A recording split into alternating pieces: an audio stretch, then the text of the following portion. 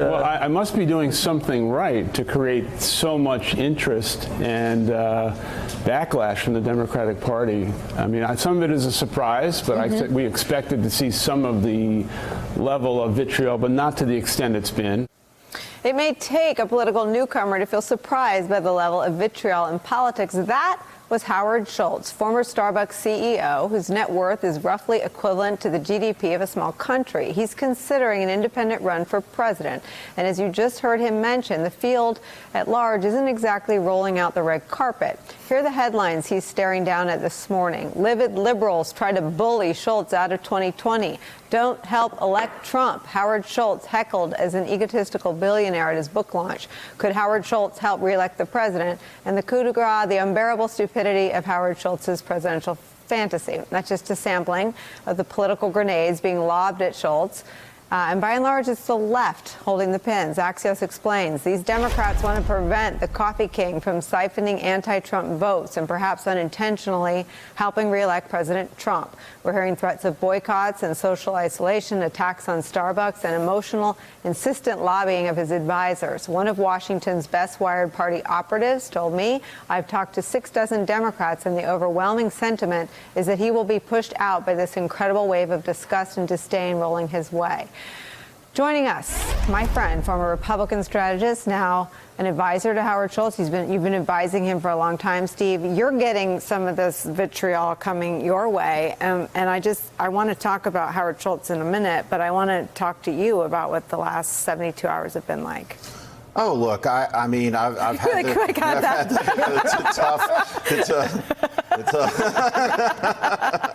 a tough business out there.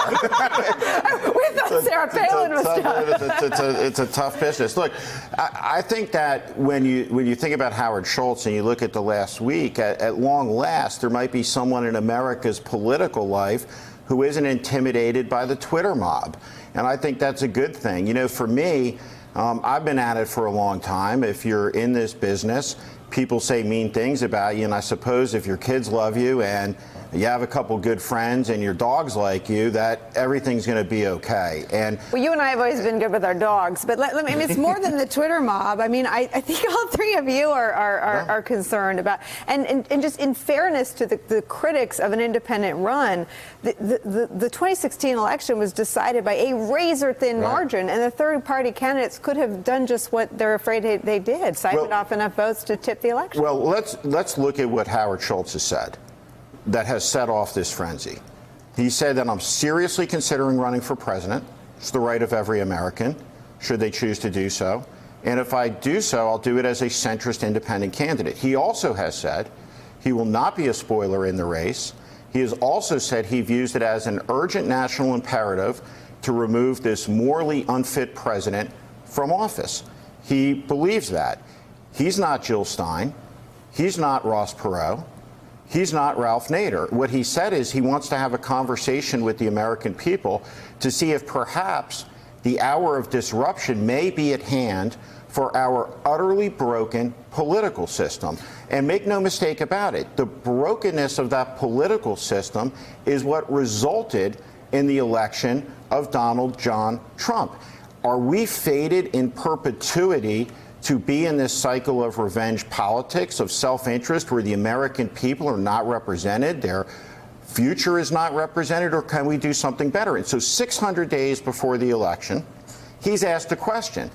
And so we decry rightly the illiberalism of Donald Trump, his attacks on the press, his attacks on the rule of law.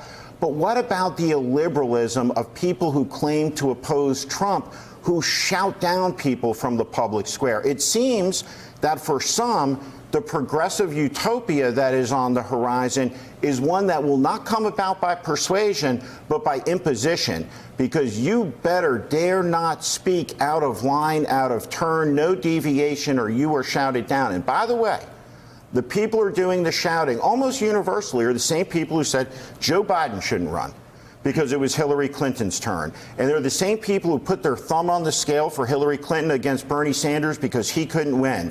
And they guaranteed us that Donald Trump would never be elected. Well, some of them are sitting right here, and they can all speak for themselves better than I can speak for them. But let me just say, what about the argument that Donald Trump wasn't a Republican or a Democrat? He was a Trumpist. He went in and changed the Republican Party. Why can't someone like Schultz go in and try to win inside a Democratic primary and change the party to be more centrist if that's his mission? Why not just go win in the two lanes that historically elect our president? I think when we look at the American primary Trump. I think when we look at the American Constitution, there is no mention of political parties. In fact, and I think it's important. But you don't disagree that that's how we choose presidents. Why not? Well, we have chosen president by all different manners. I mean, the era of the modern primary of direct election, as opposed to the back room by delegates, is a recent invention in American history. I mean, George Washington matters for a couple of reasons in American history, but one of them should be the warning he issued when he left office. What did he warn about? What was his warning that he sent in his farewell into posterity? He warned about factions, about political parties, about tribes at war with each other you can against the national out-history me interest. asleep better than I can awake. But my point is, we have never. People are terrified, and people are terrified that you, one of the most visible Trump critics, are now behind someone that they feel like could take away the Democrats' best chance of toppling Donald Trump. Nobody is voting. The election is 2 But years we're away. already scared. Is 2 years away. He has said unequivocally he won't be a spoiler in this race. If at some point in the future, when he goes out and meets the American people, if it's the case that it's a legitimate three-way race, he'll make a decision at the appropriate time to be a candidate or not to be a candidate.